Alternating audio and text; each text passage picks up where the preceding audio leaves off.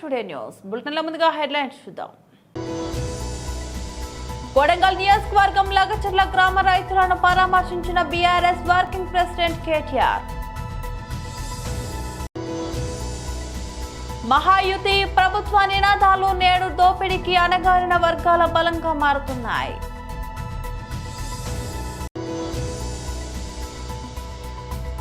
బాలల దినోత్సవం వేడుకలలో ముఖ్యమంత్రి రేవంత్ రెడ్డి.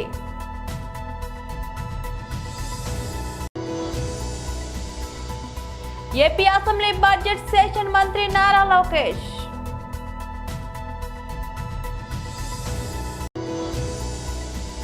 మ్యూజిక్ డైరెక్టర్ తమన్ గొప్ప మనసు, కిడ్నీ మార్పిడి శస్త్రచికిత్సకు సాయం.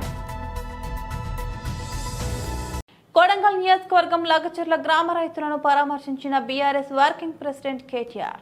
మా పార్టీ అధ్యక్షులు తెలంగాణ తొలి ముఖ్యమంత్రి కేసీఆర్ గారి ఆదేశం మేరకు ఈరోజు మా పార్టీ నాయకుల బృందం గౌరవనీయులు పెద్దలు శ్రీమతి సత్యవతి రాథోడ్ గారు, ఎమ్మెల్సీ గారు, మాజీ మంత్రి శ్రీనివాస్ గౌడ్ గారు, గౌరవనీయులు సంగారెడ్డి ఎమ్మెల్యే చింతా ప్రభాకర్ గారు, గౌరవనీయులు జహీరాబాద్ ఎమ్మెల్యే మాణిక్రావు గారు, గౌరవనీయులు బోత్ ఎమ్మెల్యే అనిల్ జాదవ్ గారు, గౌరవ కుత్బుల్లాపూర్ ఎమ్మెల్యే సోదరులు కేపీ వివేకానంద్ గారు, గౌరవ ఎమ్మెల్సీ షంబీపూర్ రాజు గారు, గౌరవ ఎమ్మెల్సీ నవీన్ కుమార్ రెడ్డి గారు, అదేవిధంగా మాజీ శాసనసభ్యులు గౌరవనీయులు రామావత్ రవీంద్ర కుమార్ గారు, అదేవిధంగా క్రాంతి గారు, ఇంకా చాలామంది నాయకులు, కార్పొరేషన్ల చైర్మన్లు, ఇంకా చాలామంది, మా జాన్సన్ గారు,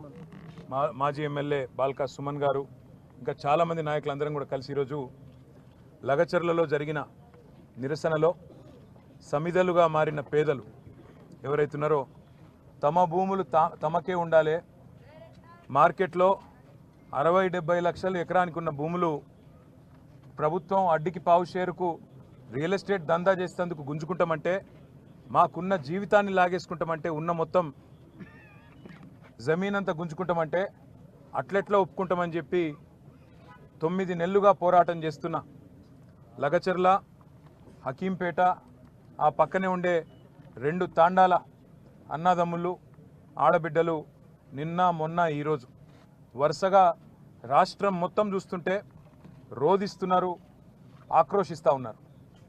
కష్టపడి సాధించుకున్న తెలంగాణలో ఇవాళ ఒక రాబందు మాదిరిగా రేవంత్ రెడ్డి అనాలోచితంగా ఏ ఫార్మా కంపెనీలు అంటే కాలుష్యం అని ఆయననే ప్రచారం చేసిండో అదే ఫార్మా కంపెనీని కొడంగల్ తెస్తా, ఇక్కడ పెడతా, దానికి 3000 ఎకరాలు కావాలా అని చెప్పి పేదల భూములు గుంజుకుంటుంటే వాళ్ళు మరలబడితే 9 నెలలు వాళ్ళు పోరాటం చేసినా ఎవడూ పట్టించుకోకపోతే అధికారులు వస్తే వాళ్ళు నిరసన చెప్తే అందులో చాలా దుర్మార్గమైన పరిస్థితి. వాళ్ళ మేము ఇక్కడ ఉన్న 16 మందిని కలిసినాం. వాళ్ళల్లో ఒక ప్రభుత్వ ఉద్యోగి ఉన్నాడు, ఒక పంచాయత్ సెక్రటరీ సోదరుడు పేరు రాఘవేంద్ర యాదవ్. ఆ తమ్ముడు చెప్తున్నాడు, అన్నా నేను ఇది మరి వీళ్ళు ఎట్లా పనిచేస్తున్నారో నాకు అర్థం కావట్లేదు, నేను ప్రభుత్వమే చెప్పిన కులగణన అనే కార్యక్రమంలో దినమంతా పాల్గొన్నా, వచ్చి ఆ సంఘటన జరిగినప్పుడు అక్కడ లేను, సాయంత్రం మొత్తం వేరే మండలంలో పాల్గొని నేను ఇంటికి వస్తే సాయంత్రం నన్ను గుంజుకపోయినారని చెప్తా ఉన్నాడు. మహాయుతి ప్రభుత్వ నినాదాలు నేడు దోపిడీకి అణగారిన వర్గాల బలంగా మారుతున్నాయి. हर व्यक्ति के पास अपना बैंक खाता है. रेहड़ी पटरी वाला व्यक्ति भी, एक मेहनतकश मजदूर भी अब मोबाइल पर यूपीआई से पेमेंट कर रहा है. गरीब अब खुद भी आगे बढ़ रहा है, देश को भी आगे बढ़ा रहा है. और इन योजनाओं का सबसे बड़ा लाभार्थी कौन है? इसका सबसे बड़ा लाभार्थी है हमारा दलित समाज, हमारा आदिवासी समाज, हमारा पिछड़ा समाज, हमारे वंचित समुदाय के लोग. महायुति सरकार की नीतियां आज शोषितों वंचितों की ताकत बन रही है।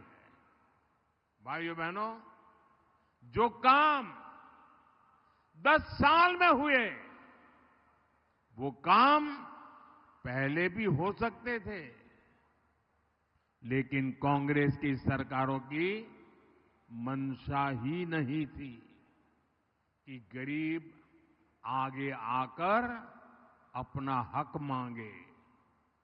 इसलिए आज भी कांग्रेस ऐसी हर योजना का जो गरीबों के लिए कल्याणकारी हो, जो नागरिकों के लिए सुविधा की हो, जो मध्यम वर्ग को सुख चैन की जिंदगी देने वाली हो, ऐसी हर योजना का कांग्रेस जमकर के विरोध करती है। బాలల దినోత్సవం వేడుకల్లో ముఖ్యమంత్రి రేవంత్ రెడ్డి పాల్గొన్నారు. ఇలాంటి సమావేశాలు మన సమాజానికి చాలా అవసరం. ఈరోజు మీ నేతృత్వంలో అండర్ 18 అసెంబ్లీ సమావేశాలలో డ్రగ్ అబ్యూజ్ బిల్, అదేవిధంగా అండర్ 18 హెడ్ క్వార్టర్స్ బిల్తో పాటు శాసనసభలో సభ్యులు లేవనెత్తిన ప్రశ్నలకు వాటికిచ్చే సమాధానాలతో పాటు ప్రభుత్వం తీసుకుంటున్న నిర్ణయాలను కూడా మనం చర్చించుకోవాలి. ప్రతిపక్షాలకు ప్రశ్న అడగడం, ప్రభుత్వాన్ని నిలదీయడం అనేది వాళ్ళ బాధ్యత. ప్రజాస్వామ్యంలో speaker right hand side treasury benches ఉంటాయి, left hand side opposition benches ఉంటాయి. Leader of opposition, leader of the house ఇద్దరికీ ఈక్వల్ ఆపర్చునిటీస్ ఉంటాయి. Leader of the opposition issues లేవనెత్తడానికి ఎప్పుడైనా వారు చేయెత్తినప్పుడు స్పీకర్ గారు వారికి మాట్లాడడానికి, ప్రశ్నించడానికి అవకాశం ఇవ్వాలి. అదే సందర్భంలో లీడర్ ఆఫ్ ద హౌస్ బాధ్యతాయుతంగా ప్రభుత్వం యొక్క విధానాలను చెప్పాలి. ప్రధానంగా సభను నడిపించే బాధ్యత లీడర్ ఆఫ్ ది హౌస్ మీదనే ఉంటుంది. శాసనసభ సమావేశాలను ఎప్పుడైనా బాధ్యతాయుతంగా నిర్వర్తించడం అనేది ప్రభుత్వం యొక్క బాధ్యత. ప్రభుత్వం చేసే నిర్ణయాలను ప్రజలకు చేరవేయడానికి ఇది ఒక మంచి వేదిక. కాబట్టి ఎప్పుడు కూడా ప్రతిపక్షాలు ఒకవేళ సమస్యల తీవ్రతను బట్టి నిరసన తెలిపినా, ఆందోళన చేసినా కూడా ప్రభుత్వం సమన్వయంతో సమస్యలకు సరైన సమాధానం చెప్పుకుంటూ ప్రతిపక్షాలను సమన్వయం చేసుకొని సభను నడిపించడానికి చూడాలి. కానీ దురదృష్టవశాత్తు ఇప్పుడు రాష్ట్రంలో, దేశంలో జరుగుతున్న పరిణామాలు సభల్ని ఏ రకంగా వాయిదా వేయాలనే విధానంలో సభలు జరుగుతున్నాయి. కానీ మీ అండర్ 18 ఒక మంచి స్ఫూర్తిని, ప్రశ్నించే విధానము, జవాబు చెప్పే బాధ్యత, ఈ రెండింటిని కూడా స్ఫూర్తిదాయకంగా నిర్వహించినందుకు మిమ్మల్ని అందరిని కూడా మనస్ఫూర్తిగా అభినందిస్తున్నా.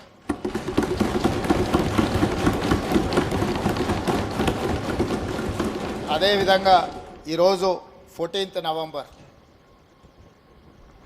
భారతదేశ మొట్టమొదటి ప్రధానమంత్రి పండిత్ జవహర్లాల్ నెహ్రూ గారు జన్మదినము. ఇది బాలల దినోత్సవం. ఏపీ అసెంబ్లీ బడ్జెట్ సెషన్ మంత్రి నారా లోకేష్ అక్కడ కూర్చుంటున్నారంటే మీ నోరు కట్టేశారన్న బాధ ఒకటి ఉంది అధ్యక్ష. కానీ విట్ ఉండాలి. పెద్దలు అందరు చాలా మంది మాట్లాడారు. ఆ విట్ నేచర్తోనే సభ జరగాల్సిన అవసరం ఉంది.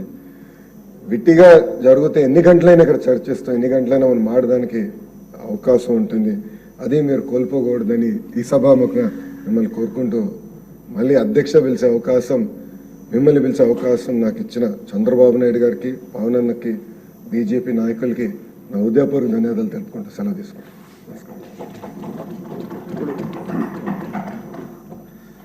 సమయాభావం ఉంది. చాలామంది మాట్లాడాలని వ్యక్తపరిచినప్పటికీ ముఖ్యమంత్రి గారు మాట్లాడవలసింది ఉంది. ఈలోపు నేను కృతజ్ఞతలు తెలుపుకోవాలి కాబట్టి వారు మాట్లాడే ముందు ఒక 4-5 నిమిషాలు నేను సభకి నమస్కారం. ఈరోజు ఈ సభలో నేను ఇలా కూర్చోగలిగి మాట్లాడటానికి ముఖ్య కారకులైన గౌరవనీయులైన ముఖ్యమంత్రి వర్యులు నారా చంద్రబాబు నాయుడు గారికి, అలాగే జనసేనాని పవన్ కళ్యాణ్ గారికి, మా రాజుగారు కోప్పడతారు, మనస్ఫూర్తిగా మీరు చెప్పకపోయినా చెప్పేవాడిని, ప్రధాని నరేంద్ర మోడీ గారికి, భారతీయ జనతా పార్టీకి, అలాగే నాకెంతో సహకరించిన శాసనసభ్యులకు, ఎంత చేసినా మోడెస్ట్గా ఏమీ తెలియనట్టుండే ఇందాక చెప్పిన నా యువ నాయకుడు నారా లోకేష్ గారికి, అందరికీ నా హృదయపూర్వక నమస్కారాలు. శాసనసభ, ప్రజాస్వామ్యంలో శాసనసభ అంటే డెమోక్రసీకి బ్యాక్ బోనే శాసనసభ. మరి గతంలో ఎందరో టంగుటూరి ప్రకాశం పంతులు గారు, వావిలాల గోపాలకృష్ణ గారు, తరిబెల్లి నాగిరెడ్డి గారు, పుచ్చలపల్లి సుందరయ్య గారు, ఎందరో నీలం సంజీవరెడ్డి గారు, టీవీజీ రాజు గారు, ఎందరో మహానుభావులు ఎన్నో చట్టాలు చేసిన సభ. ఎవరైనా ప్రజల ఆకాంక్షలకి ఇక్కడే దానికి చట్టరూపం రావటం, దానివలన ప్రజల జీవితాలు వెలుగులోకి వెళ్ళటం, ఎందరో మహానుభావులు ఇక్కడ ఉన్నారు. ఆ పరంపరలో స్వర్గీయ నందమూరి తారక రామారావు గారు తెలుగుదేశం పార్టీ స్థాపించి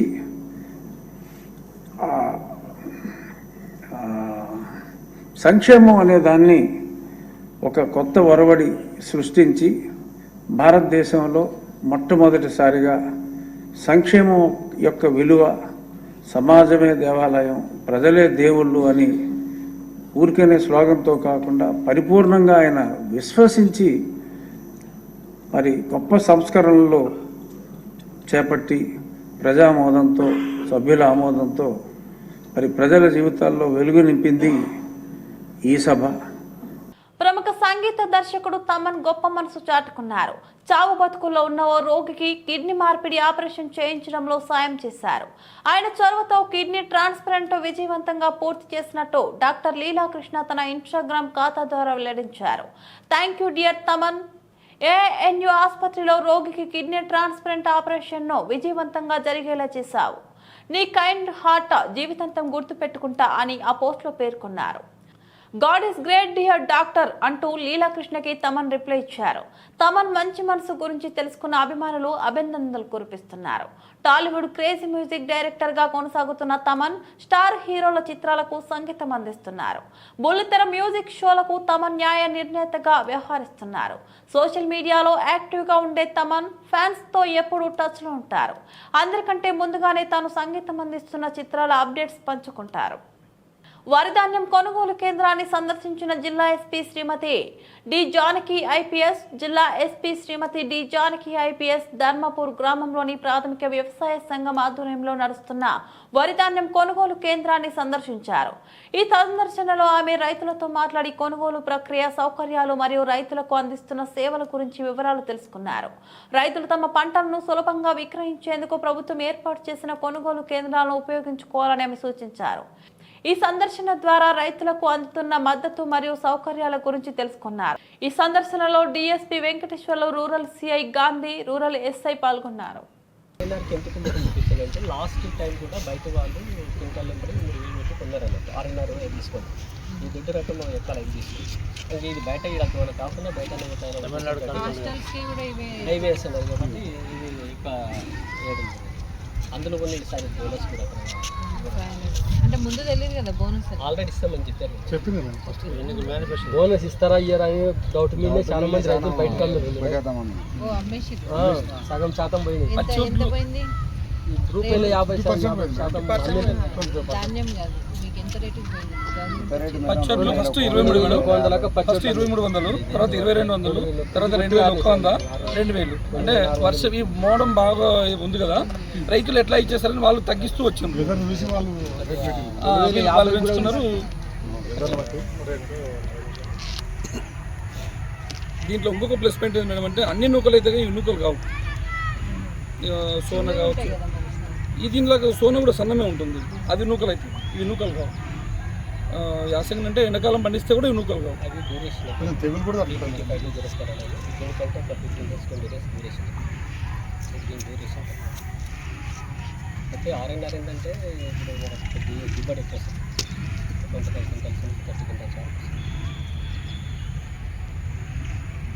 హరిహరులకు ఎంతో పవిత్రమైన కార్తీక మాసం. అందులో నేడు కార్తీక పౌర్ణమి సందర్భంగా మేడ్చల్ జిల్లా కీసరగుట్టకు భక్తులు వేలాదిగా పోటెత్తారు. తెల్లవారుజామునే స్నానాధికాలు ముగించుకొని కీసరగుట్టకు చేరుకొని శ్రీ భవానీ రామలింగేశ్వర స్వామివారిని ధూపదీప నైవేద్యాలతో కొలుచుకొని కొబ్బరికాయలు కొట్టి ముడుపులు కట్టి కోరుకున్న కోరికలు తీరాలని మనసారా వేడుకుంటూ తమ శక్తి కొలది కొలుచుకుంటూ స్వామివారి సేవలో తరిస్తున్నారు.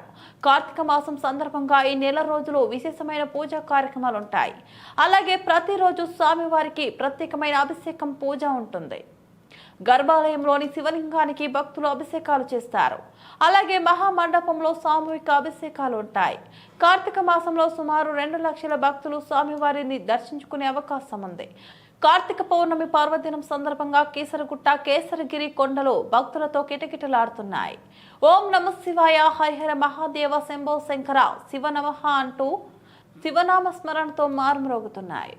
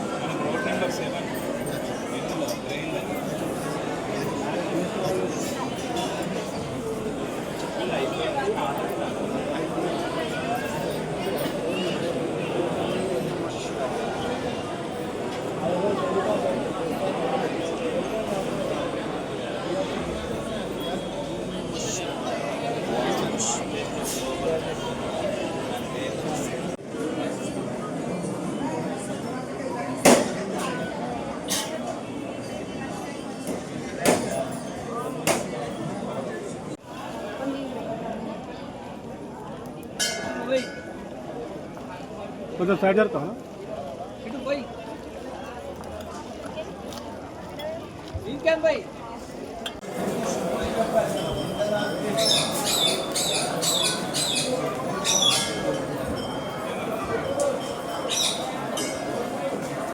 రాజంట రాష్ట్ర ముఖ్యమంత్రి వర్యులు శ్రీ నారా చంద్రబాబు నాయుడు, ఉప ముఖ్యమంత్రి వర్యులు శ్రీ కొనితెల పవన్ కళ్యాణ్, రాష్ట్ర ఐటీ శాఖ మంత్రి వర్యులు శ్రీ నారా లోకేశ్ల ప్రతిష్టను దిగజార్చే విధంగా సోషల్ మీడియా వేదికగా అసభ్య తీవ్రమైన పదజాలంతో దూషించిన సినీ నటుడు పోసాని కృష్ణ మురళిపై గురువారం పట్టణ పోలీస్ స్టేషన్లో తెలుగుదేశం నాయకులు, కార్యకర్తలు ఫిర్యాదు చేశారు. ఈ సందర్భంగా ఫిర్యాదు చేసిన వారు మాట్లాడుతూ సోషల్ మీడియాను దుర్వినియోగం చేస్తూ కృష్ణమురళి చేసిన వ్యాఖ్యల వివరాలను పెన్ డ్రైవ్ లో పొందుపరిచి పట్టణ సబ్ ఇన్స్పెక్టర్ ప్రసాద్ రెడ్డికి అందజేశామన్నారు.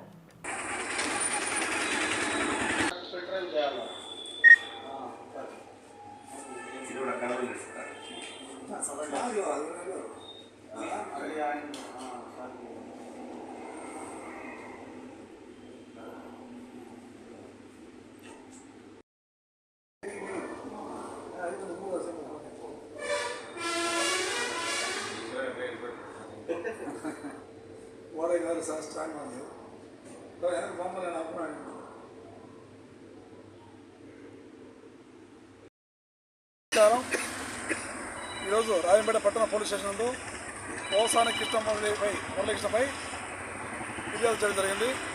రాష్ట్ర ముఖ్యమంత్రి తెలుగుదేశం పార్టీ జాతీయ నాయకుడు చంద్రబాబు నాయుడు గారిపై, అలాగే డిప్యూటీ సీఎం పవన్ కళ్యాణ్పై, జాతీయ ప్రధాన కార్యదర్శి నారా లోకేష్ గారిపై చేసినటువంటి అనుచిత వ్యాఖ్యలు అనుగుణంగా మేము దానికి ఈరోజు పట్టణ పోలీస్ స్టేషన్లో ఫిర్యాదు చేయడం జరిగింది. అతనిపై క్రిమినల్ చర్యలు తీసుకొని కృష్ణమురళిపై పోసా కృష్ణమురళిపై తగు క్రిమినల్ చర్యలు తీసుకొని మీరు న్యాయం చేయాలని మేము కోరుతున్నాము. మీడియా మిత్రులకు నమస్కారం. వైఎస్ఆర్సీపీ నాయకుడు సినీ నటుడు మోసాని కృష్ణమురళి ఇటీవల రాష్ట్ర ముఖ్యమంత్రి వర్యులు నారా చంద్రబాబు నాయుడు గారిపై మరియు ఉప ముఖ్యమంత్రి పవన్ కళ్యాణ్ గారులపై మరి అలాగే జాతీయ ప్రధాన కార్యదర్శి తెలుగుదేశం పార్టీ శ్రీ నారా లోకేష్ గారులపై అనుచిత వ్యాఖ్యలు తీసుకు తిరుగుబోతూ లాంటి చాలా తీవ్రమైన పదజాలంతో ఆయన దూషించడం జరిగింది. ప్రస్తుతం కూటమి ప్రభుత్వానికి నేను మనవి చేసేది ఏమంటే అతనిపై తక్షణం చట్టపరమైన కఠిన శిక్షను అమలు చేయాలంటూ ఈ సందర్భంగా రాజంపేట తెలుగుదేశం పార్టీ తరఫు నుంచి డిమాండ్ చేస్తున్నారు. ఏపీ డిప్యూటీ సీఎం జనసేన అధ్యక్షులు పవన్ కళ్యాణ్ ఈ నెల 16, 17 తేదీలలో 2 రోజుల పాటు మహారాష్ట్ర అసెంబ్లీ ఎన్నికల ప్రచారంలో పాల్గొననున్నారు. ఎన్డీఏ కూటమి అభ్యర్థులకు మద్దతుగా ఆయన ప్రచారం నిర్వహించనున్నారు. మరాఠ్వాడా, విదర్భ, పశ్చిమ మహారాష్ట్ర ప్రాంతాల్లో ప్రచారం చేస్తారని జనసేన పార్టీ అధికారికంగా ప్రకటించింది. బీజేపీ జాతీయ స్థాయి మహారాష్ట్ర నాయకులు షెడ్యూల్ ఖరారు చేశారు. ఈ క్రమంలో పవన్ 5 బహిరంగ సభలు, 2 రోడ్ షోలు పాల్గొంటారని పార్టీలు తెలిపింది. మొదటి రోజున మరాఠ్వాడా ప్రాంతంలోని నియోజకవర్గాల్లో పవన్ ప్రచారం నిర్వహిస్తారు. 16వ తేదీన ఉదయం నాందేడ్ జిల్లా డెగ్లూరు నియోజకవర్గంలో నిర్వహించే బహిరంగ సభలో పాల్గొంటారు. అనంతరం అదే జిల్లాలోని బోకర్ నియోజకవర్గానికి వెళ్లి అక్కడ నిర్వహించే సభలో ప్రసంగిస్తారు. మధ్యాహ్నం 2 గంటలకు లాతూర్ చేరుకొని సభలో పాల్గొననున్నారు. సాయంత్రం 6 గంటలకు షోలాపూర్ నగరం చేరుకొని అక్కడ రోడ్ షోలో పాల్గొంటారు. మరుసటి రోజు విదర్భ ప్రాంతానికి డిప్యూటీ సీఎం పవన్ వెళ్లనున్నారు. ఉదయం చంద్రపూర్ జిల్లాలోని బల్లార్పూర్ పట్టణంలో నిర్వహించే బహిరంగ సభలో పాల్గొంటారు. సాయంత్రం పూణే కంటోన్మెంట్ నియోజకవర్గం పరిధిలో నిర్వహించే రోడ్ షోలో పాల్గొంటారు. అనంతరం కస్బాపేట్ నియోజకవర్గంలోని ఎన్నికల ప్రచార సభలో పవన్ పాల్గొంటారని జనసేన నేత పి హరిప్రసాద్ ప్రకటించారు. బులెటిన్ ముగించే ముందు మరోసారి హెడ్లైన్స్ చూద్దాం. కొడంగల్ నియోజకవర్గం లగచర్ల గ్రామ రైతులను పరామర్శించిన BRS working president KTR. Mahayuti ప్రభుత్వ నినాదాలు నేడు దోపిడీకి అణగారిన వర్గాల బలంగా మారుతున్నాయి.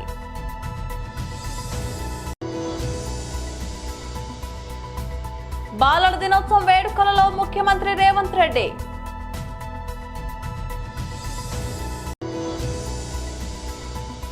ఏపీ అసెంబ్లీ బడ్జెట్ సెషన్ మంత్రి నారా లోకేష్.